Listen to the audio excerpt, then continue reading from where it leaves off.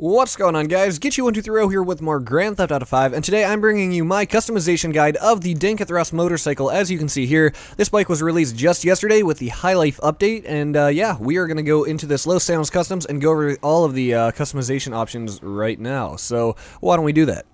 First, to start off, I just want to let you guys know that this is not the fastest bike in the game. This is actually slower than both the Akuma and the Bati RR. So this is not the fastest bike. So if it's speed you're looking for, then this is actually not the best option.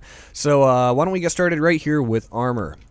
As usual, you've got your 20, 40, 60, 80, 100% upgrades, and if you notice, it's about half as expensive as a car upgrade. All of these upgrades actually are about half as expensive, so you save a bit of money upgrading a motorcycle. And up next, the brakes. You've got stock, street, sports, race, as usual. And let me interrupt myself one more time here. I should let you know that this bike retails for $75,000 for those who are curious. So moving on, engine. Once again, as you can see, 4 levels of engine upgrades. But look, the most expensive is only $6,000, which is way cheaper than upgrading a car engine. The exhaust, you've got stock exhaust and twin carbon exhaust, and $712. That's very cheap compared to what we're used to. So hey, I guess we'll go with that. Explosives, you've got the usual.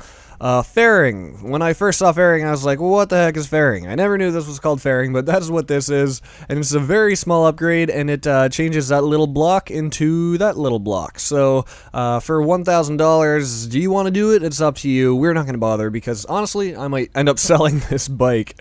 But, you've got all the horns as usual. We're not even going to play them all, because you know what they are. Lights, you've got the usual xenon or stock. Theft loss prevention, you know what that is. License plates, once again, the usual license plates.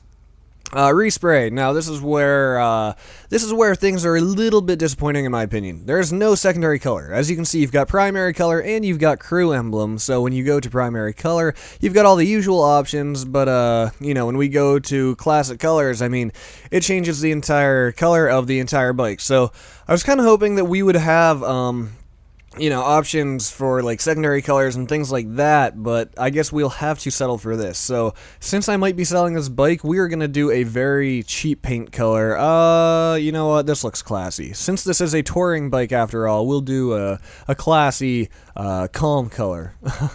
Moving on, saddlebags. Alright, I thought this was actually pretty cool. You have no saddlebags and then custom storage boxes, so you can add those on if you want to really fulfill the touring effect of the bike, since after all, like I said, this is not a sports bike, it is to ride across the countryside with you and your fine lady. So if you want to store some stuff in there, you absolutely can. So for $600, I guess we'll put those on.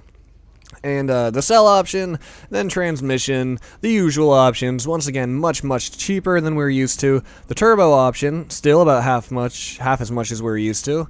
And wheels. This is where I thought this was interesting. When you go to wheel type, you actually can change the front wheel and the rear wheel independently. I never knew that. I've never customized a bike before, but as you can see, you've got a whole bunch of wheel options here that are exclusive to motorcycles, and then you can change the rear wheel as well, and you can either make them match or you can mix and match, do whatever you please, so that is pretty cool. And then from there, as usual, you've got the wheel color, but you can't change that until you change the wheel type. So, but you know how the wheel color goes. And then wheel accessories. You've got the usual bulletproof, the tire smoke, and things like that. And that is actually all there is. Usually you'd see windows there at the bottom, but obviously the only window there is on the very front, which honestly, Rockstar should have let us tint that. I know it's a tiny window, but it is a window after all, or more of a windshield, so actually maybe they shouldn't have let us tint it. I don't know, maybe that's a dumb idea. But anyways, as we pull out of the Los Santos Customs here, as you can see, this is the final product. In the end, it's nothing great, because like I said, oh, this guy is killing me, what a dick. Okay, we can outrun him.